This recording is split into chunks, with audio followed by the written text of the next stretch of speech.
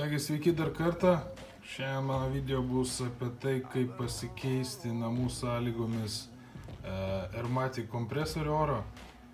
Jis jau tenais visiškai nieko nebepučia, vos girdisi, kad veikia, mašina visa sukrytus. Keisim, žiūrėsim, kas bus. Kas liečia šitą reikalą, tai siunčiausi iš kiniečių, 123 eurai su visais siuntimais. Siuntė kinietis iš vokiečių. Tai dėl kokybės nežinau, bet kaina yra bent 3 kartus pigesnė, tai tikrai.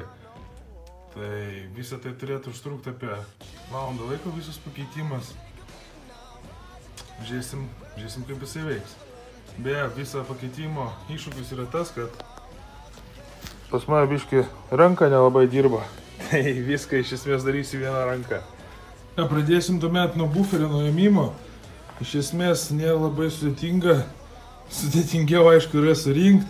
Tai varžtukai štai šičia prie lempų. Šios jau atsisukęs, ar ne? Tiek vienoje, tiek kitoj pusėje. Toliau buferio kampą laiko štai šitas metalinis šudeliakas, kuris paskui užsikiša ir užsitraukia. Taip pat, va čia apačioj pas mane matot jau yra nulaužta, būna prisuktas, o štai su šita šponkė.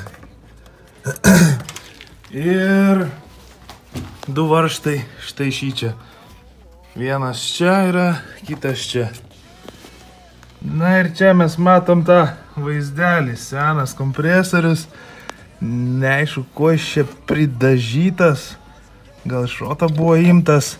Ten va, kaip matot, labai gal matysis, filtras tiesiog mėtosi čia.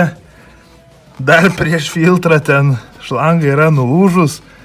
Tai jis čia sriebė belė kokį tą orą. Murzina ir nemurzina, dulkita ir nedulkita. Tai atsisuksiu demperius, kurie laiko, tai 3 varžtai. Nusimausiu viską, jungsiu atgal ir žiūrėsim. Kaip matot, profilaktiškai galbūt netgi reikėtų šitą vietą pasitikrinti, nes kad tokių babairių, kai nusiperki mašiną, nebūtų. Nusiėmiau aš šiaip ne taip, čia su tą vieną ranką tos 4 varžtus. Va čia tokie su spiruoklėm. Ant pačio šitą va dar liko tos gumos visos, tai jas reikės tiesiog persidėti ant to naujo. Kas įdomiausia, pasižiūrėkit čia vaizdelis koksai. Čia yra filtras, kuris čia va mėtėsi tiesiog. Aš čia kai nesu buvęs lindęs, tai tiesiog filtrą radau čia ant žemės, kur jisai turėtų būti eiti viršų. Šlanga nulūžus dar prieš tą filtrą, tai įsivaizduokit kokį orą čia jisai visą laiką ėmė šitas kompresorius. Tai tiem pas ką netgi vis dar veikia, siūlyčiau nepatingėti ir pasižiūrėti šito vietą, kas darosi, nes va kaip matot, vaizdas tikrai nekoks.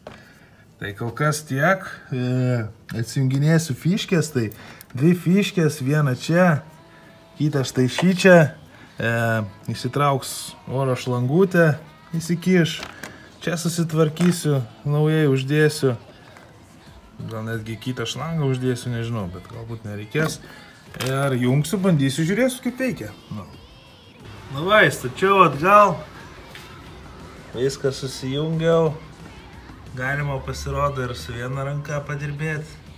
Apgausiai, jeigu pasakysiu, kad nieks nepadėjo, buvo draugas atvažiavęs, padėjo atgal jį čia priviniuoti. Tai liko pasikabinti buferį atgal. Viskas veikia, komfortas, Sport 1, Sport 2, pakelt mašiną, viskas keliasi, leidžiasi mašina vėl pagaliau levelį pagavusi. Žodžiu, viskas valio. Žiūrėsim, kaip bus toliau, kaip tas kinietiškas mėšlas tarnaus, bet kol kas atrodo tikrai geriau negu tas va šūdas, kuris čia guli iš šroto. Tai va tiek. Jei kažkam klausimų kažkokių kils, reikės linkų, dar kažko, skambinkit, tiksliau neskambinkit, rašykit, būtinai pasidalinsiu linkais ir iš kur pirkau ir kaip ir dėl ko. Iki.